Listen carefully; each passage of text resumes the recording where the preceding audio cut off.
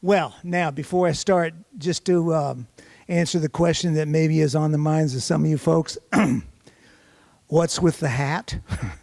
I lost a bunch of weight about 3 years ago on doctor's orders, and so now I have to wear a hat because I just get chilled, and I've got no insulation. So I just wear a hat all the time. Now, this conference sounds like it's going to be really exciting. Are you looking forward to it? Yeah. You plan to learn some things that you can apply when you get back to the office, right? Make some changes, right? Do you realize there are people back where you work who are dreading your return? She goes off to these conferences. She comes back with all these weird ideas, man. Give her time, she'll get over it. Well, yeah, you've got a challenge ahead of you because, as I can tell from what I did a little research before I came to do this, and what I'm hearing is you're going through some changes. Is that true? Yeah. System transformation, is that what it's called? You having fun? Yeah. Change is hard. This fellow right here, his name was Frederick Tudor, and he's back at the turn of the last century, early 1800s, I guess 2 centuries ago now. He got out of Harvard and wanted to make his fortune doing something. And he got the idea that if he went up to the northern part of Vermont and New Hampshire in the wintertime, all those lakes are frozen solid, he could harvest ice out of those lakes, put them in storehouses to keep it from melting, and then in the summertime, sell that to the rich people in Boston because ice was at a premium. And that's what he did, set up a company to do it. And the profit margins were huge. It's kind of like cocaine today. You could sell that stuff a whole lot more than it cost you to harvest it. And by the middle of the century, the Tudor Ice Company was the biggest ice company in the world. They were shipping ice as far as India. Can you believe that? Now, there was a change coming, which was what? Refrigeration. And after the Civil War, that technology got perfected enough that you could make ice a whole lot cheaper than you could harvest it with a lot less hassle. Now, you would think that the Tudor Ice Company, being as big as it was, with all the systems in place and with all the departments you need to do the labor and all of the intelligence of the people working in that company, that they could come up with a way to make the ice, just build a couple of factories and start making it, and either lay off or redeploy all the people who were harvesting it and go on about their business. They were unable to do it. They couldn't pull it off. And by the 1870s, they were completely bankrupt. They came up with lots of ways to harvest ice more efficiently, but that didn't cut it. The technology had changed, the world had changed and gone right past them. And ironically, not only did they all go out of business, but all of their ice harvesting competitors went out of business. Nobody could do it. So new people came in to make ice. And so it goes. It's tough to make changes. And the world is changing. Back in 1993, I remember I had several pieces of this equipment. I had a Mac laptop with a trackball. I had a video camera. I had a cell phone that was about the size of a brick. I could take pictures and have the picture instantly with my Polaroid camera. And that yellow thing, does everybody remember what that was? Walkman. I had one of those, and so did my daughter. And, that Newton over there on the left, I guess that's sort of an iPad. And then there was a digital watch and a beeper. You remember those? Yeah, electronic leash. And today, all of that is this. The world is a changing place. And as the Tudor Ice Company and many other organizations like Blockbuster show us, change is difficult. And now you're going through change. But before I talk about that, I'd like you all to move to a different chair, please. This is the audience participation part.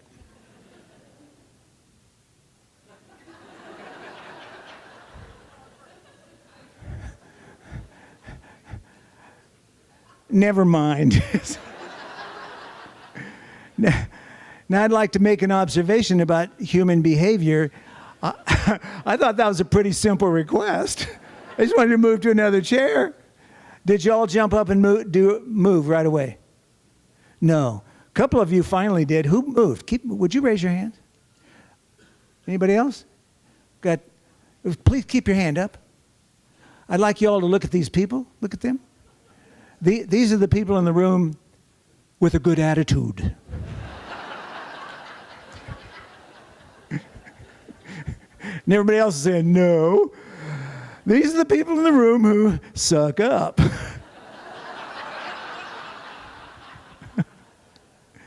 Now, if I'm leading this change that I'm asking you to make, what could I have done to get you to move with a little more spring in your step? Offer money. If I'd have said everybody who moves to another chair in the next 5 seconds will get a $20 bill, would there have been movement in this room? Yeah. Okay, what else could I have done? I beg your pardon? What's your name? And you want to know why? Well, frankly, Joanne, it's just none of your business. This was a move that was made far above your pay grade. Huh? You got it? Yeah. That would have helped. Yeah. Yeah, I guess I could have told you why. So you understood what the point was. And I understand that some folks are kind of struggling with, why are we doing this? Why do we have to do this big transition and move and change the system approach? What do we call it? System transformation. And I think it's important that everybody understand that there's benefit in it. And sometimes we don't buy it. I don't buy it. I think we're better off offering services direct. You know, why should we farm all that out? For whatever reason, that's what's happening. I managed to interview Randy Beach. You all know Randy? Where are you, Randy? You're standing back there in the back? Yeah. He said, despite the real challenges, I believe that for individuals, the outcome of this transition will be positive. It's our responsibility to lead the communication about the change. If all people hear is that the county board is doing away with this workshop or that service, they will say, why should I vote for a levy when they're no longer providing services? So I guess part of your challenge as you go back is to sort of spread that message. And Laura Stanford, are you here, Laura? You're over there. Oh, there you are. She said, now is the time to lead, to prepare our communities for real community inclusion. So that kind of falls on all of us. I think there's a really good reason, if based on what I understand, as you bring the care closer to the client. And it has to do with an experience that my wife and I went through a few years ago. But let me introduce you to my wife first. I met my wife in the 7th grade. Yeah, true. And we went steady in the 8th grade for a little while. This was back in around 1959 or so. But then we broke up and didn't speak to each other all through high school. And then in college, we started dating. This picture was taken in 1968. That's me in the blue vest. And that's my wife, CJ, there in the, what do you call that thing? A poncho. Yes, a poncho. It looked like a macrame plant hanger.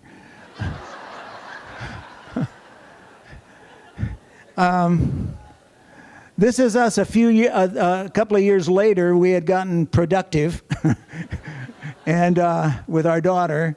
And this is us in 1975. As you can see, my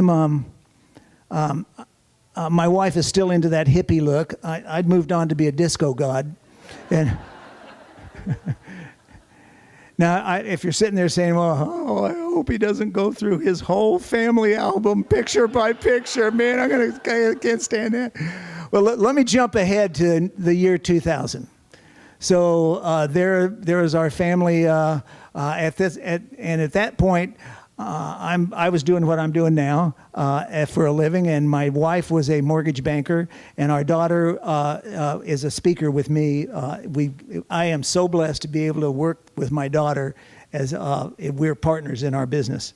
So that's great fun. Anyway, and at that point, we were, as typical baby boomers, we're starting to see the end coming down the road. And so we decided to start living a little healthier and start losing some weight and getting in shape. And we started going to the gym and eating the right thing and that sort of thing. And one of the things we did was we started to take vacations that were more active oriented. Instead of just going to a beach and slugging out and drinking margaritas, we decided to do things that were good for us. So we started hiking and biking and doing stuff like that. This was a trip we took to Peru in 2001, where we hiked the Inca Trail for 4 days. It was amazing, and we ended up at Machu Picchu. And we also got into biking. This is a biking trip we took through Vermont to see the leaves change. And that's my wife in the front, CJ. I took this over the handlebars of my bike. Now, she hates this picture. She says, Larry, there's a target on my butt. But she did give me permission to use it. So, this was one of our most fun trips. Was we went to Italy and with our daughter and rode across Italy on bikes. And this is a picture of my wife in Italy in a cafe, and I want you to take a look at the look on her face. She is one who has a great sense of humor. And can you cue up that audio, and I'll be ready to play in a minute. Anyway, she now I want to introduce you to my wife by having the crew here play a little audio clip. But let me give you a little background on the audio clip. I've written a couple of books, and one of them, the first book I wrote, was a book called Absolute Honesty, and it's about building a corporate culture where people can be honest and straight with one another. And CJ, my wife, was very helpful. She edited the book. She read it so many times. She said, if I have to read that book one more time, I'm going to puke. So when the book came out, she was all excited and that we actually had a book out on the market. And we started talking about writing another book. And the book we decided to kind of look at was creating some kind of a book for supervisors who have to have those tough conversations with employees to correct problems. And, because that's hard for a lot of managers to kind of have that tough interaction. And a lot of them avoid it or don't know how to go about doing it. So we started thinking about that, and she started coming up with titles. You see, she's good at generating titles. For the book Absolute Honesty, the title she came up with was "What to Say to a Naked Emperor," which I thought was a great title, but the publisher didn't. Anyway, so she's trying to think of great titles. And one evening, I get home before she does from work, and she's left a message on voicemail, and it's her thoughts on the new title. And so I wanted to play this for you so you just get a sense of her. It's your wife. I just thought of the title for your next book. I have to say, I think this is the best title I have ever come up with. But, Larry, it is Supervision for the Chicken Soul.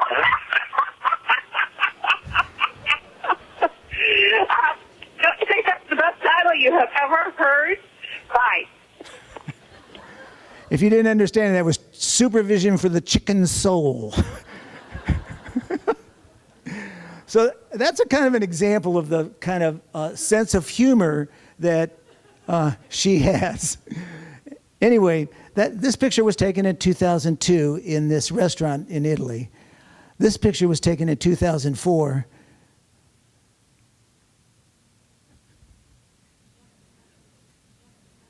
In a nursing home. You see, in 2003, we were on a bicycle trip to Northern California. And we got to the top of a hill, and we stopped to chat. And then I went on ahead to go down the hill because I go faster, and I'm much more reckless than she is. And I said, I'll see you at the bottom. And when we got to the bottom, or I got to the bottom, I waited, and she never arrived. And so a guy came down and came by and said, are you riding with somebody who has a red top on? I said, yeah. And he said, well, she's up there and there's been an accident and she's unconscious. So he gave me a ride back up the hill.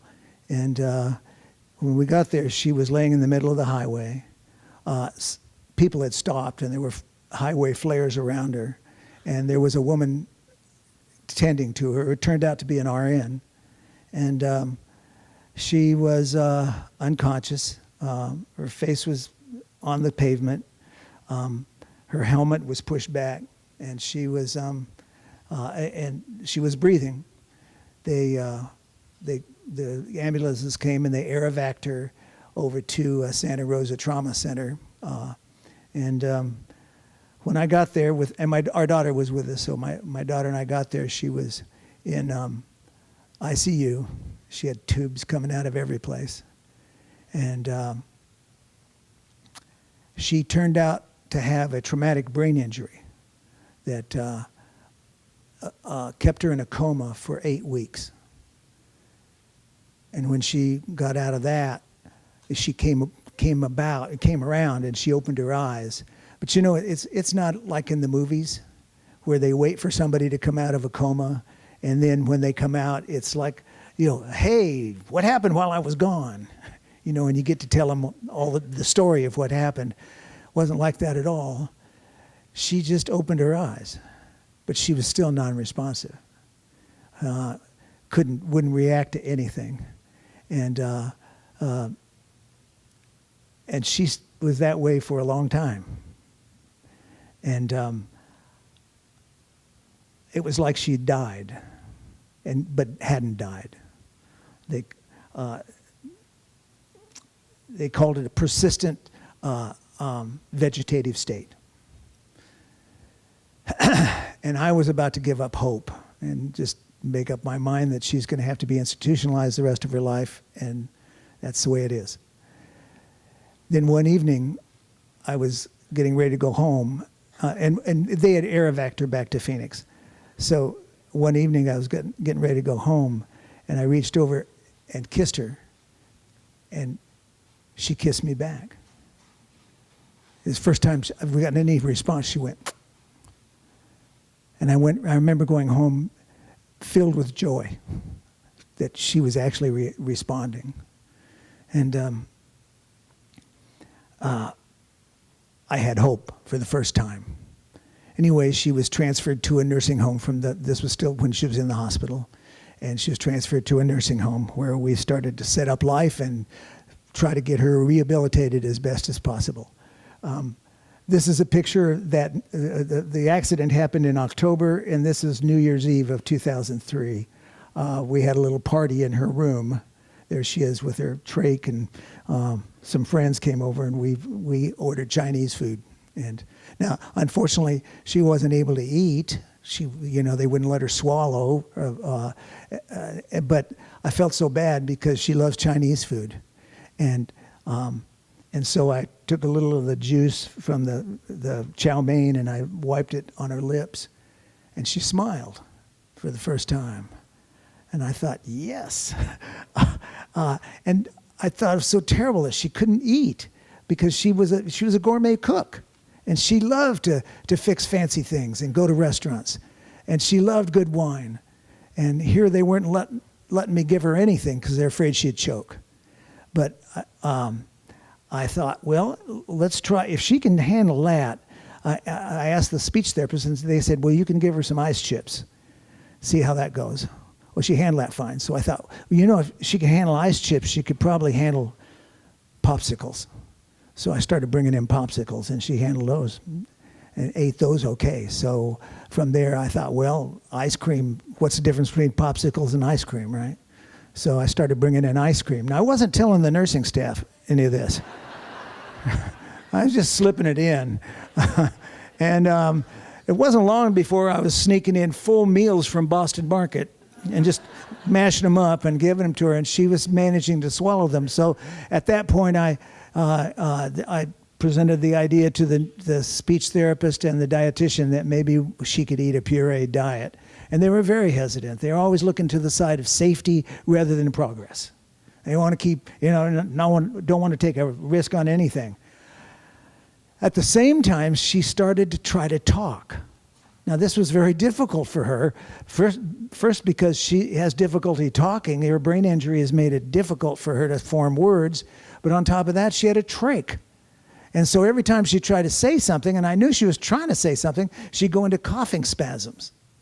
So I suggested maybe she could do without the trach. Well, that was a battle we'd fought for a while because, again, they didn't want to take that risk.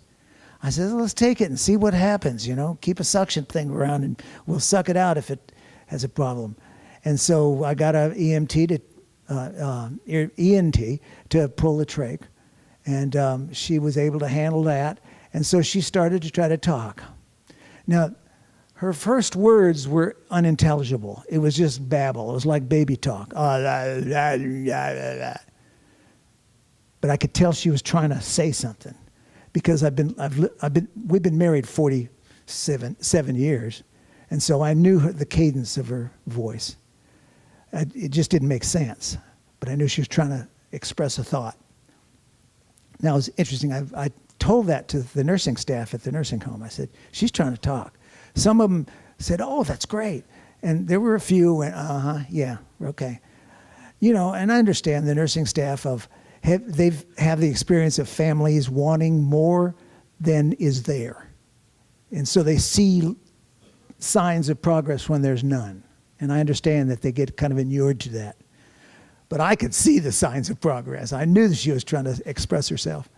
And there was one aide, I remember her name was Violet, and she was just wonderful. And I'd come in every afternoon to visit CJ, and this aide would say, Mr. Johnson, I've been trying to talk to your wife since I got here, and I know she's trying to say something. I just can't quite understand what it is, but I know she's trying to express herself. So one evening, Violet and I were getting CJ ready for bed, and CJ, to keep her from getting contractures, would wear this kind of a brace thing that had springs in it to keep her arm stretched out. And CJ hated it. She would fight it when we put it on. She didn't like it. And one evening, we're putting this thing on, and all of a sudden, CJ said, "Take that damn thing off!" And Violet looked up at me and said, "I understood that." And from that point on, she started to express herself, and she could, say yes or no to things, which was great. And she could tell you if she was hurting, and she just sort of developed like a child and got to where she could say more and more things. And at that point, we got a speech therapist really involved in helping her to speak rather than just keeping her from eating anything but ice chips. And her speech developed, which was thrilling. I'll never forget and needless to say, by this time, I'm really missing the wife I've been married to for all these years. And I've been so lonely. And one evening I was at the nursing home, and out of the blue, she asked me a question, first time. She just said, "Have you made the mortgage payment?" I said, "Yes, dear, I made the mortgage." But we started to have a real conversation where she's asking questions and I'm asking questions, and it's going back and forth. And I remember driving home that night, and for the first time, I didn't feel lonely. It was wonderful.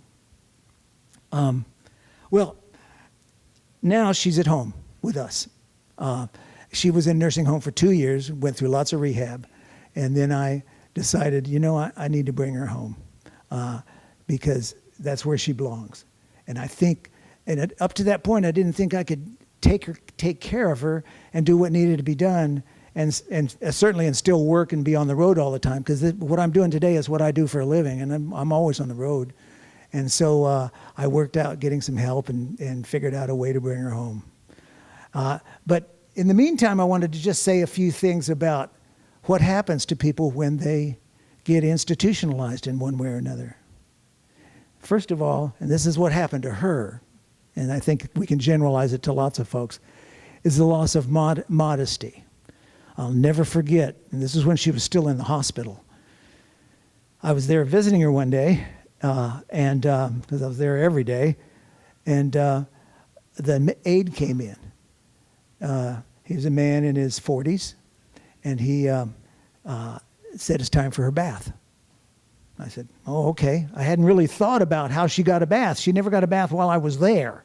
So he then pulled the curtain and pulled down her nightgown and had a bucket of warm water and a sponge, and he washed her face and arms and legs and under her arms and her body and her breasts and down between her legs. And then he rolled her over and washed her back and her bottom. And then he dried her off and talcum powder and put a nightgown on her. And then he left.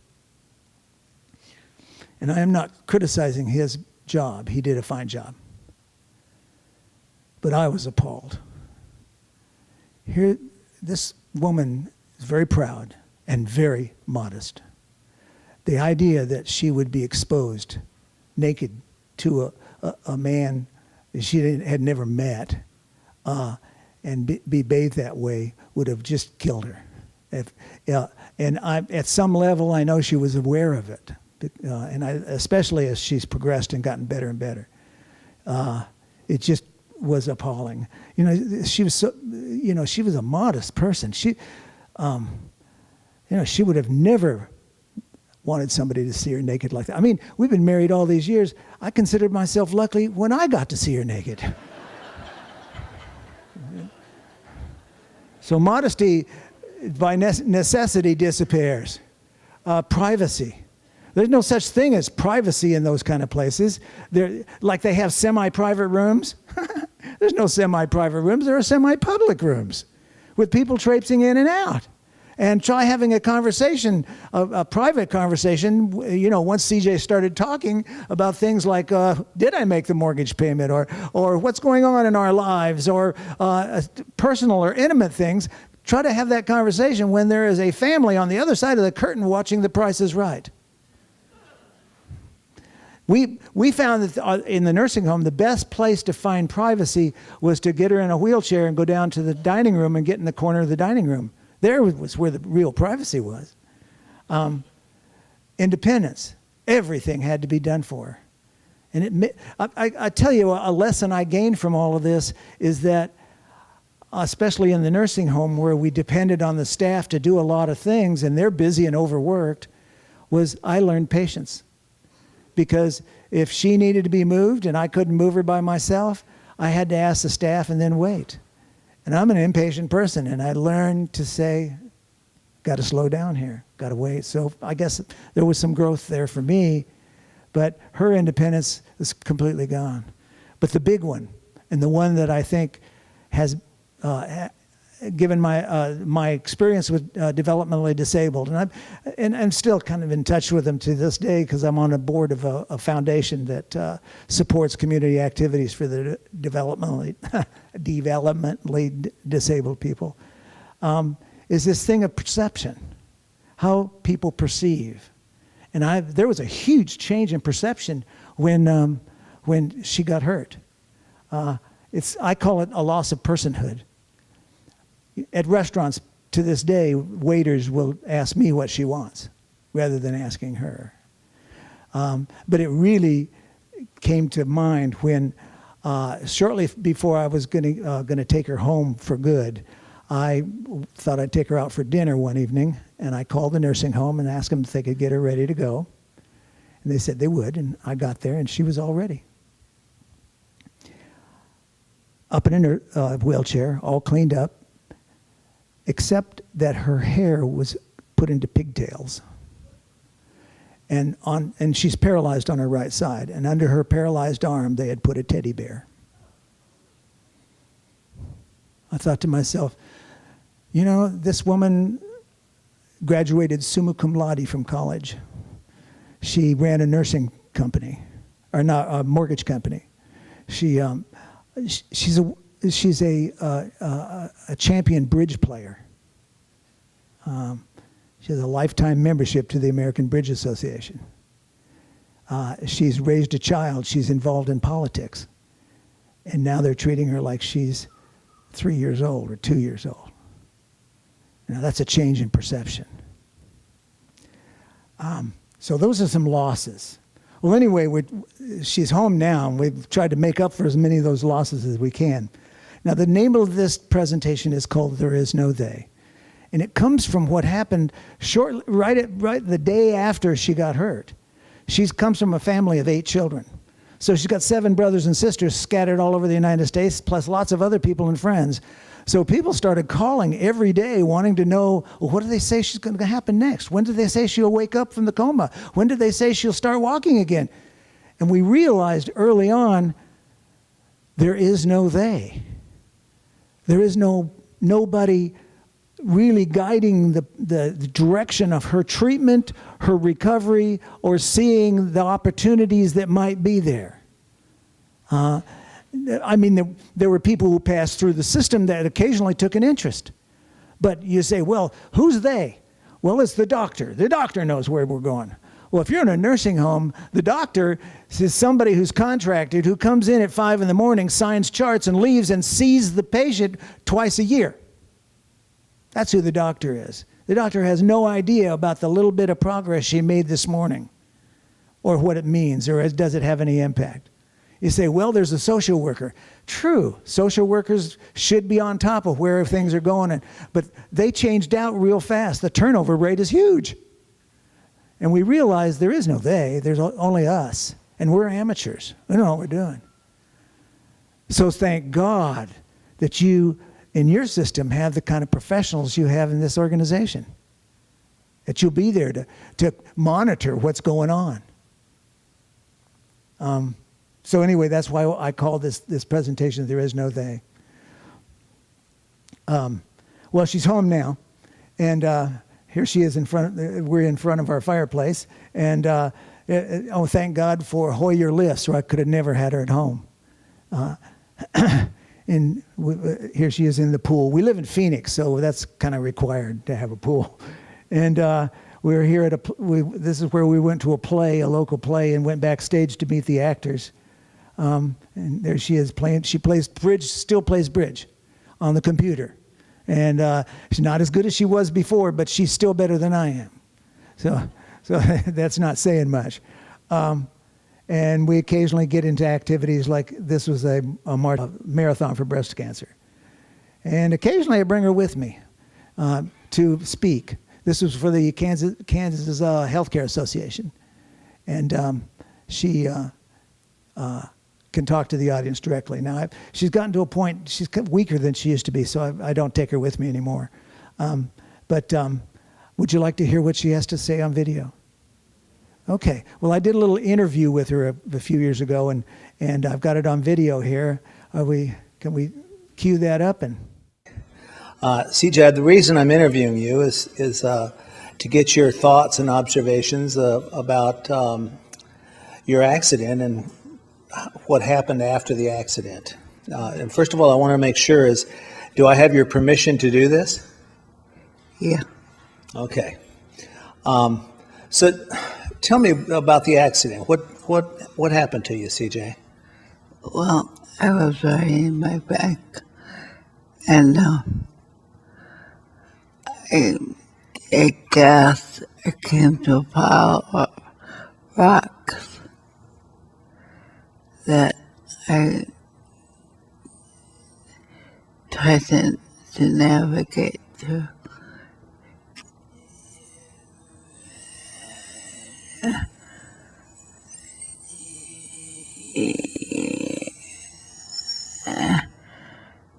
And the bike threw me off. Okay, so the bike threw you off. Can you tell me what effect that has had on you? Well, I suffered brain damage from it, Okay. and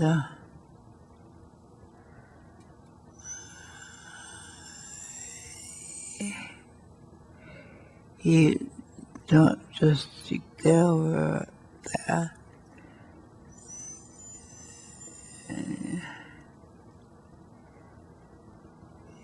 You kind of learn to live with that. You learn to live with it? Yeah, Or you were in a hospital for a month and then you were in a nursing home for 2 years. Do you remember any of the nursing home experience? yeah, I do. What stands out in your mind? The help.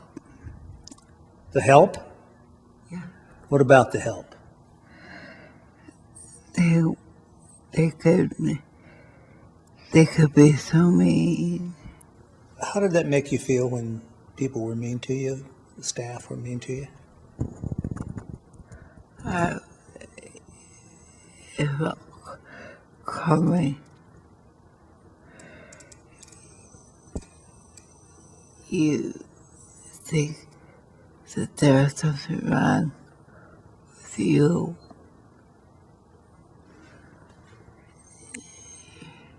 I'm sorry, I didn't understand that. You think what? That there's something wrong with you. Oh, you think there's something wrong with you. Yeah. Not a very good feeling. No. Was there anybody who wasn't or was nice or made the experience positive? Yeah. Yeah. There were.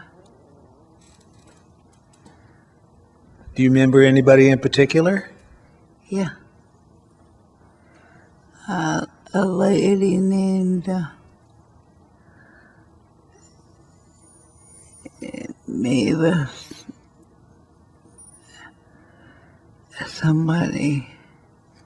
Okay. She was very nice. Can you tell me a little bit about her? Well, she was retired lady who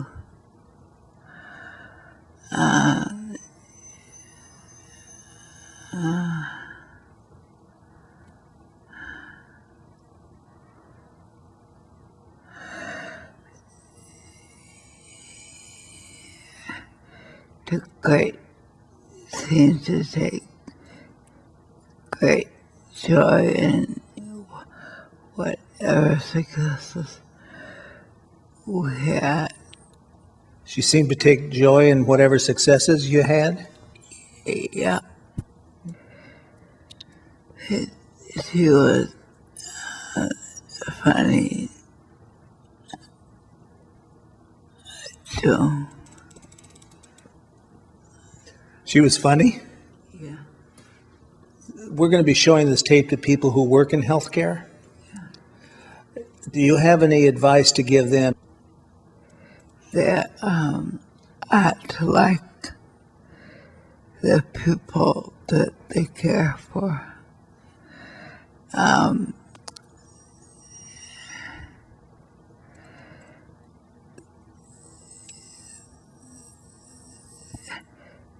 It makes a big difference. Okay. Well, thank you, CJ. I really appreciate it. All right. You're welcome. I remember Mavis very well. She was marvelous. She was one of the people who made the experience in retrospect one that was, for all its terribleness, was a positive experience. Because there were a lot of bad things that happened. There were miscommunications. There was people who didn't communicate or didn't pass along changes in med orders, so she'd get the wrong meds. There were people who would forget her and leave her out in the hall and stuff like that.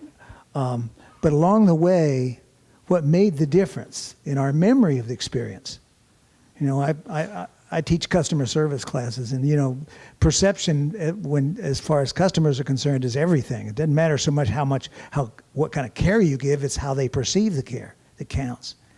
And for us, the experiences of going through it all were the bad experiences were really mitigated by these positive things that happened along the way from people who seemed to really care. For example, when she got hurt, she was transferred to Santa Rosa Hospital, which is a big hospital there in Santa Rosa, California, a Catholic hospital. And I will never forget Sister Ann. Sister Ann helped us find a house for the family to stay in at practically low, almost rent-free. And we lived in that house for 3 weeks until we could get her transferred back to Phoenix. She made a difference. There was a guy on the night shift at the intensive care there. His name was Richard, and he was an RN. And he would come in to do his shift, and he'd say hello, because we were there for the first couple of weeks. We were doing 24-hour vigil waiting for her to wake up. And then he'd go do his nursing duties, and then an hour or two later, he'd come back and sit with us for 3 or 4 hours. And I thought to myself, wow, you got a lot of free time, man. You're able to sit here, and all he did was just make us feel better, and assure us that she was healing and that she was getting better, and she needed to be unconscious during this period. You know, I'm sure he was making a lot of that up, but it didn't matter. I love him because he took the time to do that. That personal touch makes all the difference. There was an LPN that was working in the nursing home that she ended up in, and I came in one evening, and I'm walking down the hall, and she stopped me. And she didn't even work there. She was a contract. You know, they call the registry when they're short on staff.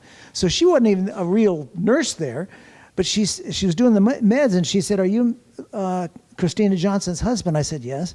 She said, "Can you tell me why she's getting a double dose of speed at 8 o'clock at night? I can't imagine she's sleeping very well." And well, it turns out she was. And the reason was she'd been prescribed to take Provigil, which is a medicine for narcolepsy, because she has trouble staying awake. Her brain injury was in the brainstem, and it affects her ability to remain awake. And she was also taking Ritalin for the same reason. And she was getting it was prescribed twice a day. Well, twice a day means 8 o'clock in the morning and 8 o'clock at night. Nobody'd given a second thought to the fact that she's getting speed at 8 o'clock at night. You know, and she was having trouble sleeping, and that's kind of answers it. Then there was Mavis. And Mavis was an angel. I remember that Mavis would, they had rotating shifts, so Mavis wasn't always assigned to her, which disappointed me because we loved Mavis. Mavis was not only really good at her job of helping her and noticing when there was anything wrong with her skin or any discomfort she might have, any rash she might have. Mavis was right there on top of it. But Mavis also loved CJ. She just loved her. And you could tell by the way she talked about her. They would laugh and giggle and talk about things and gossip. Mavis would gossip to her about things that were going on in the nursing home that I'm sure the nursing home administrator did not want to be published. About who was sleeping with who's going to get fired. I mean, they were like buds. And I loved it, every bit of it. And I'll never forget Mavis. And CJ hasn't forgotten Mavis. And it was those kinds of experiences that made all the difference in the world.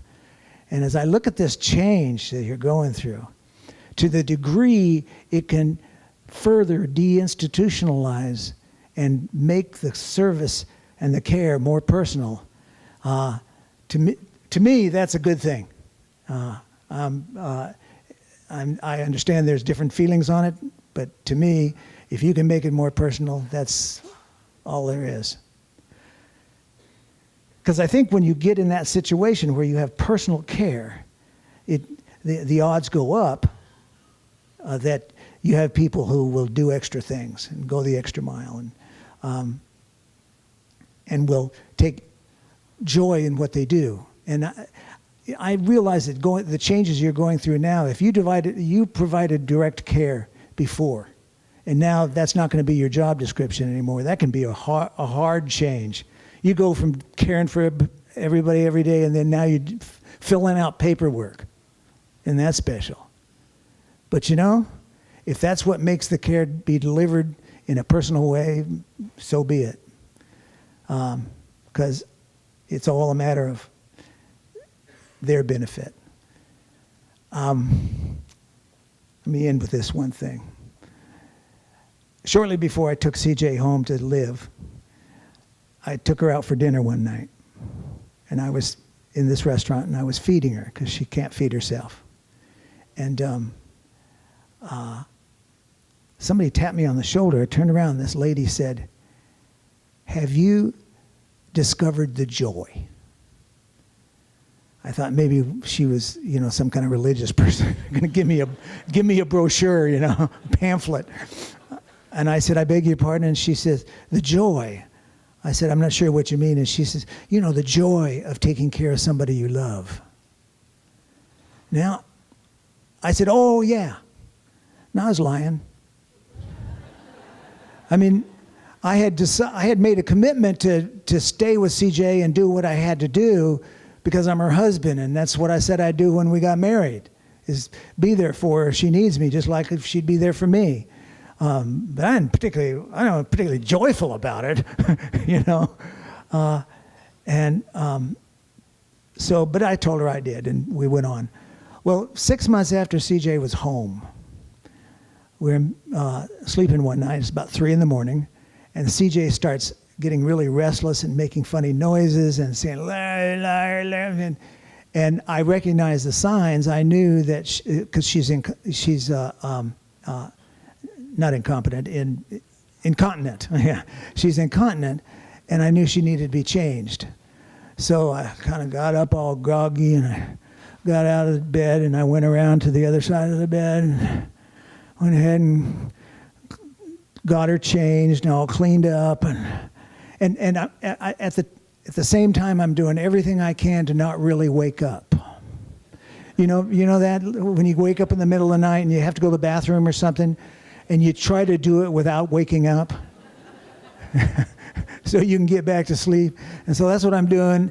And I finally got her, and as I turned in to go around to my side of the bed, I said, "There you go, dear." And in a very low voice, she said, "Thank you, Larry." And then I knew the joy. It just swept over me. I thought, I really am making a difference in her life. We don't have much of a chance to do things for other people. And this was my chance, I guess. And it truly has been a joy. I know there is a blessing in this kind of an injury. She does not realize most of the time how badly she is hurt or how badly she is disabled. For example, I'll say, "Well, I'm going to do the dishes." She'll say, "Well, let me get up and help you." She really doesn't have a concept of. And I say, "Well, come on into the kitchen and we can do them together," and then she can just watch me. But so she doesn't have that grasp of how badly she's hurt. But once in a while, it'll occur to her. And I know she's said to me, especially when I'm changing her, she'll say, "You must hate having to take care of me." And I say to her, and this is true, I say, "No, I don't. I'm a different person because I've had the opportunity to take care of you. I see the world differently than I did before. And oh, thank you. And I said to her, actually, I kind of like it. And her response was, "You're weird." Well,